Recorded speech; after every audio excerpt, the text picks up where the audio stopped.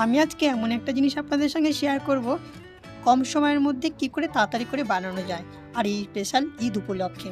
চলুন তাহলে জিনিসটা কি, তো শুরু থেকে লাস্ট পর্যন্ত আপনাকে পুরো ভিডিওটা দেখতে হবে। নমস্কার, পলাশ কিচেনে আপনাদের সবাইকে স্বাগত। আমি পলাশ বলছি। আজকের রেসিপি হলো সাবুর। এই হলো সাবুর পায়েসের সমস্ত উপকরণ। আমি বড় সাবু নিয়েছি, ওটাকে 2 ঘন্টা ভিজিয়ে রেখেছিলাম।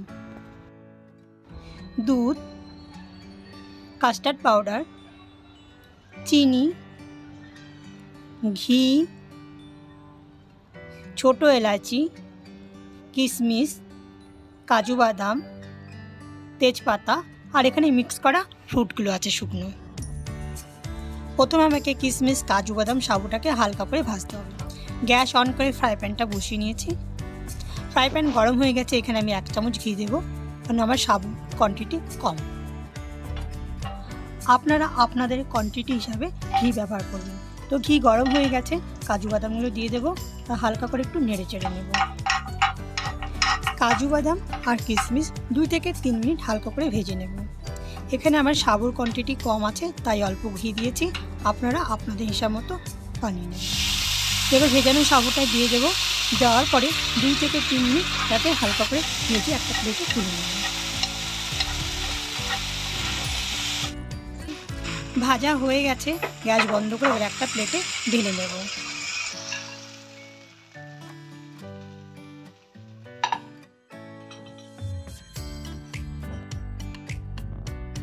সাবুদানা তো ভাজা হয়ে গেল, এবার দুধ গরম করব।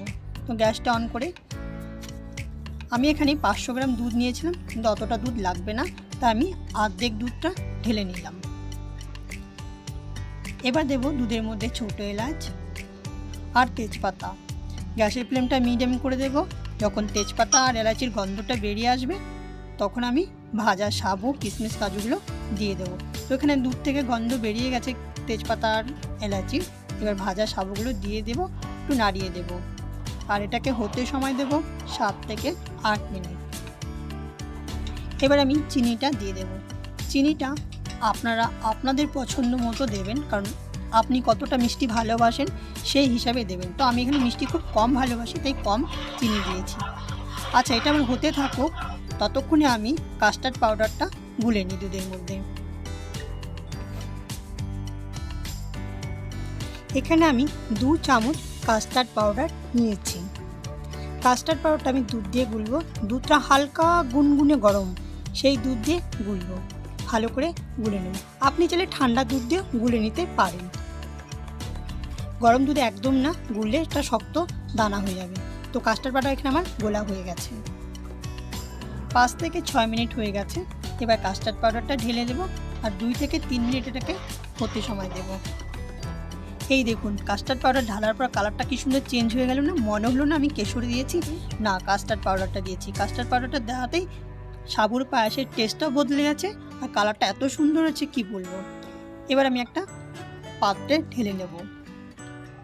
আমি ঘনত্বটা এরকম রেখেছি, আপনাদের যেমন পছন্দ তেমন হিসাবে ঘনত্বটা রাখবেন।